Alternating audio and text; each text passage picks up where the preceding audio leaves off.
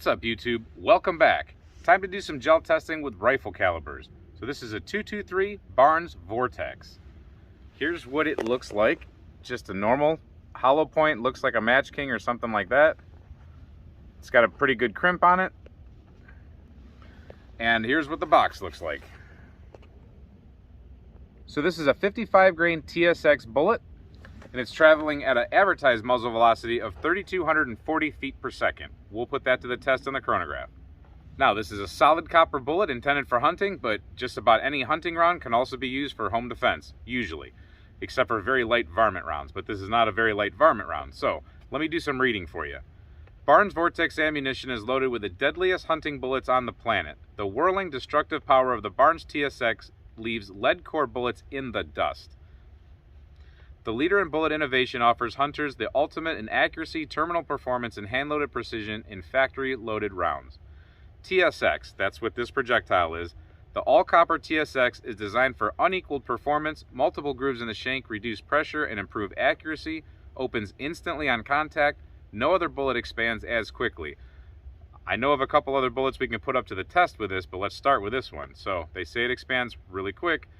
Double diameter expansion and 100% weight retention ensure maximum tissue and bone destruction, pass-through penetration, and devastating energy transfer. We'll probably get to see all of that. So let's quit talking and let's get to shooting. So I'm going to shoot this out of two different rifles today because I've noticed a great deal of difference sometimes with velocity in a 20-inch compared to a 16-inch. So we have the M&P Sport 1, the first version, and then we have a BRN 601, a Colt clone.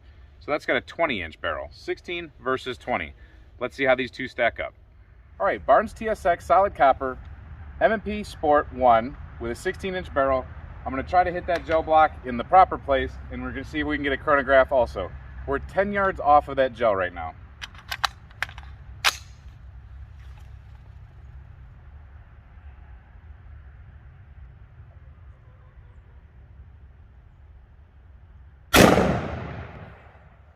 Looks good from here. Let's go take a look.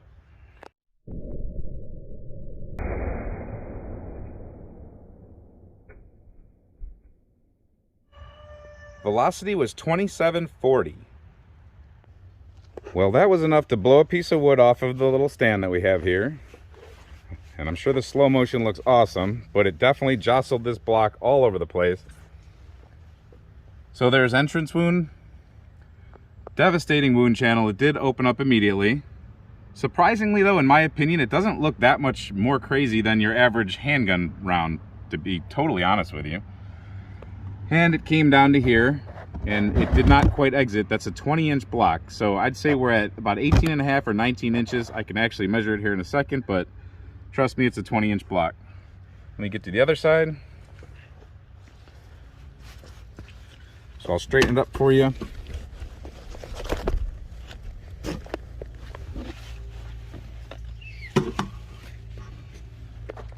So now we've got the tape on it. Right there at 19 inches is where I would say it landed. It does do a twisting vortex, that's for sure. But again, not much more crazy than a handgun round as far as permanent wound cavity. Now, did it pick that block up and move it? Heck yeah. Let's look from the top. Opened up beautifully, and I believe it retained all of its weight. I don't see any fragments in here. Did not go all the way through 20 inches, so that's good. It did its job, but it didn't over-penetrate. Let's see how the 20-inch barrel performs. Now let's take the exact same shot with the exact same round, except for let's use a 20-inch barrel instead of a 16-inch barrel. Let me know what you think. Take your bets now. You think this is going to go through the 20 inches, or you think it's going to open up more violently and slow down?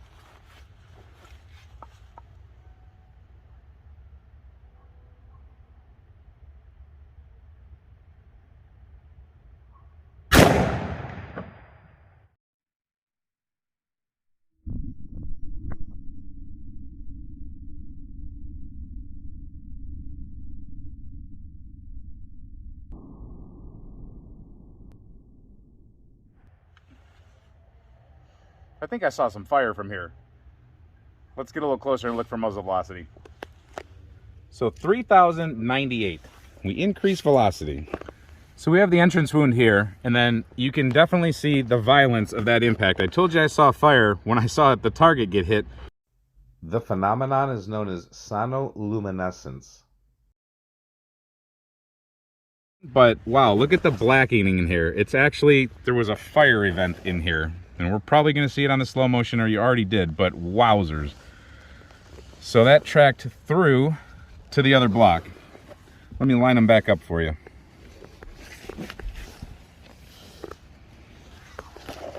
So starting there at the front, working its way, opened up, definitely appears to be more violently, and we landed at the 22-inch mark, I'd say. Maybe you could say 21.5. But wow, look at that wound path. Compared to the other one, we definitely had more violence at the beginning. Let me come up from the top.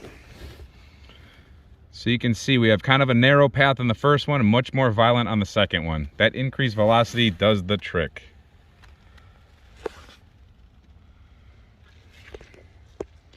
Wow, that is nuts. Solid copper rounds exploding in gel like that, that's why we can't have nice gel blocks. So I did go ahead and dig them out. And here is the 16-inch barrel, and here is the 20-inch barrel. So you can see definitely more deformation, if I can get it to focus properly. So more of a uniform star on this one, and then this one did a little bit more curl back. So measuring the base of this bullet, we have a .223, and then the expansion side of it is pretty wild at .512. Let me go the other way. 0.511. So we basically turned that from a .223 into a 50 caliber bullet right there. Now the one out of the 20-inch barrel, we know what the base should be. Let's see the mushroom out. We got .539.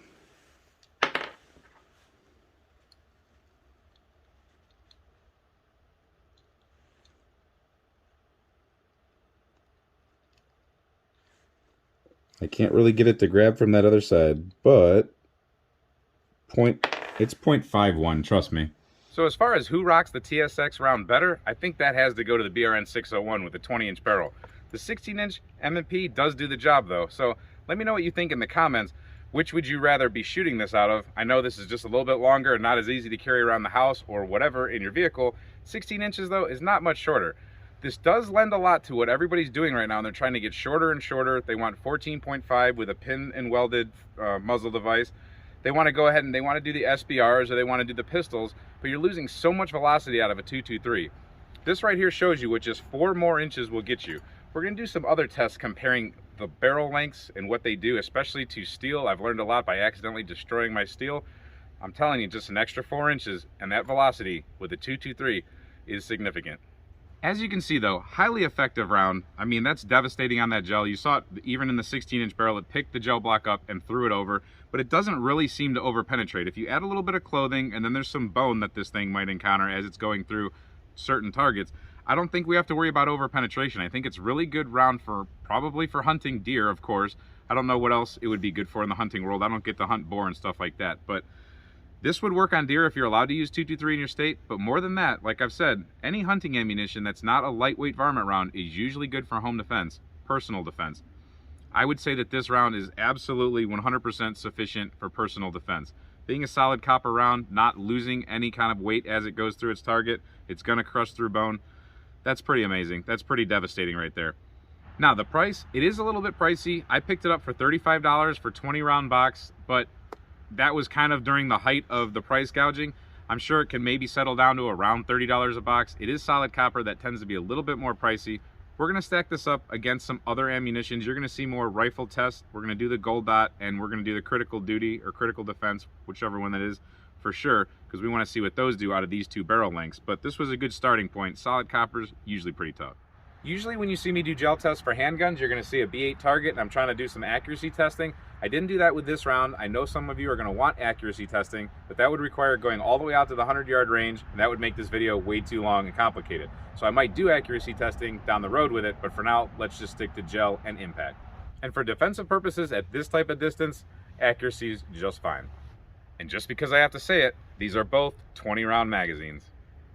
But with that being said, don't discount the 20-round magazines. 20-round magazine, 20-round box of ammunition, they almost go hand in hand. Let me know in the comments if you have any other suggestions of what we should send down this or this, and if I can find it or if I can do it, we'll get her done.